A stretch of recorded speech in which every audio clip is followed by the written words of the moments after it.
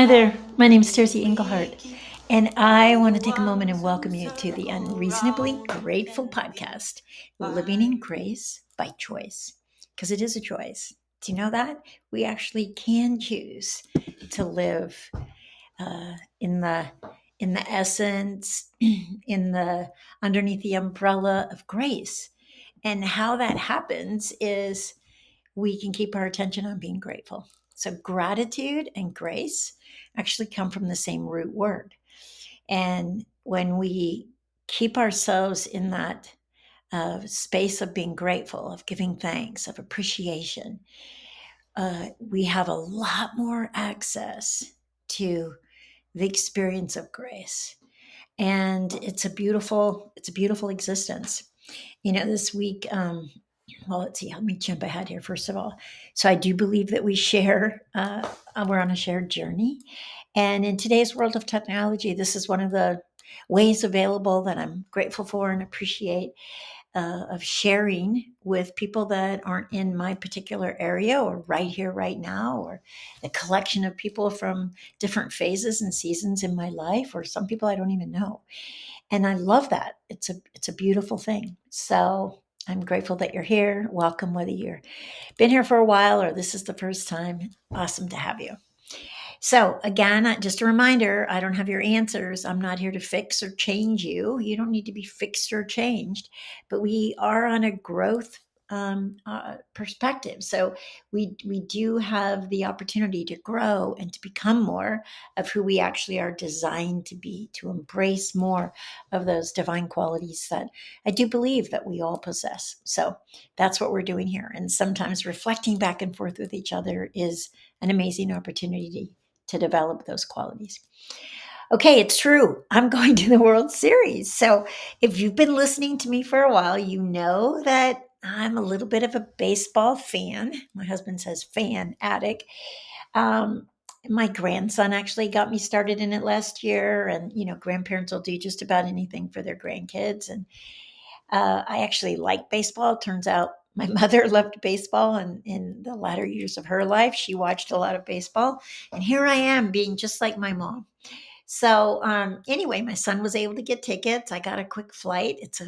I'm just going down one morning, going to a game that evening, and back the next day, because of course we still have cows and milk and cheese and things like that to manage here on the farm. My husband's been amazing about taking it on in my absence, and I'm excited about it. Last night, two of my grandkids, Valentine and Winnie, called to let me know how excited they are that I'm coming. My son has a restaurant I've never seen because it opened after I moved. I'm excited to see that. And so I want to talk in this particular episode about the value of having something to look forward to. So, recovery is so much about staying present, about not looking too far ahead, not looking too far behind, because we can easily get stuck. And by recovery, I mean, again, still recovering those broken off pieces of ourselves, those parts of ourselves that have those divine qualities, the essence of the divine that oftentimes aren't developed. And we're living so often in, responding from wounds and hurts and disappointments. And so it's important to stay present. And there's value in dangling a carrot for yourself, having something you look forward to. Now, in the earlier episodes of this podcast, I'm sure I mentioned that I had this kind of illusion that I would keep myself motivated by. So we traveled a lot, and it wasn't always convenient to travel. And there's getting things in shape before you leave. There's coming home to the mess and the mail, and just all those pieces. And how I used to motivate myself was I actually love bakeries. I love bread and bread making. I obviously like fermented foods because cheese is one of those as well. And so I used to have this thing about, well, maybe I'll find the perfect roll. And kind of rolls aren't something that are necessarily so popular today. But when I grew up, it was like a good roll. I mean, like a good crusty roll with a good crumb inside. Anyway, I would motivate myself. I would say, well, maybe there'll be a great roll there. And, my husband laughed, and sometimes internally, always internally, sometimes externally, because we'd be going someplace where the likelihood of a role was very unlikely. But anyhow, it motivated me. And so I recommend that you discover what is it that inspires you to take the next step, to move forward. Um, when I was a little kid, my sisters and I, my family traveled a lot. We drove from East Coast to West Coast to East Coast. And my sisters, I had two older sisters, and they would want to use the restroom in a gas station, but they didn't want to go ask for the key once they started locking restrooms.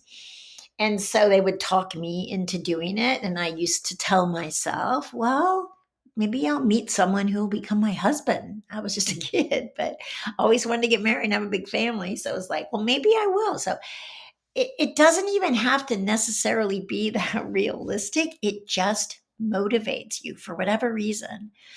We do chores in the afternoon here, and I was talking to my sister recently, and I love collecting eggs, even though sometimes it can be a hassle, and it can be cold, and it can be raining, and anyway, it can be a hassle, but I love it. And I think that came from when I was a child and Easter egg hunts. And I love finding treasures. I still like finding treasures. And collecting the eggs is like that for me.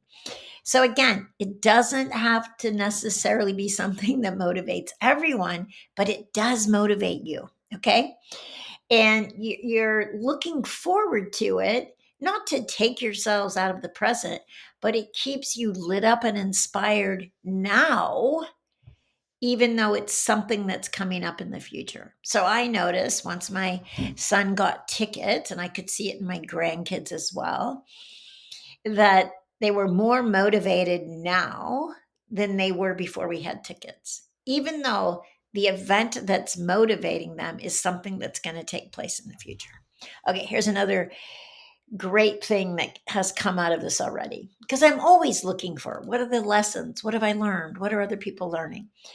So, my grandson, when his dad was looking for tickets and they were expensive, and he was definitely kind of resisting, and he was choosing, a lesser ticket, but not so good a seat, and a little more expensive ticket and a better seat. And Valentine's in the background going, Dad, come on, come on. So they call me Tutu. We want Tutu to have the full, real Dodger experience.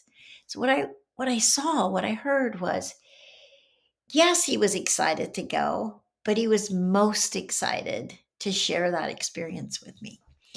So that's another thing that you might look at is what's the lesson that you're learning from what it is that's keeping you motivated? Because that's a valuable lesson to want for another even more than you want for yourself. Anyway, so that's what's happening, and I'm excited. I'm still not taking my pharmaceutical medication, and I feel great. I do have some naturopathic herbal support. And I think it's so important to not be making one option wrong when you choose another option, but you freely choose it. You freely choose this option without eliminating or judging or making wrong the other option. And I'm enjoying being in that place right now. So, okay, that's what I want you to take on this week. Create for yourself something in the future that inspires you and you can look forward to, but you can actually experience the enthusiasm and the joy of it right now. Okay? Have a beautiful week. I'll be here next week and look forward to seeing you then. Today happens to be game 1 of the World Series, and I'll be watching. See you next week.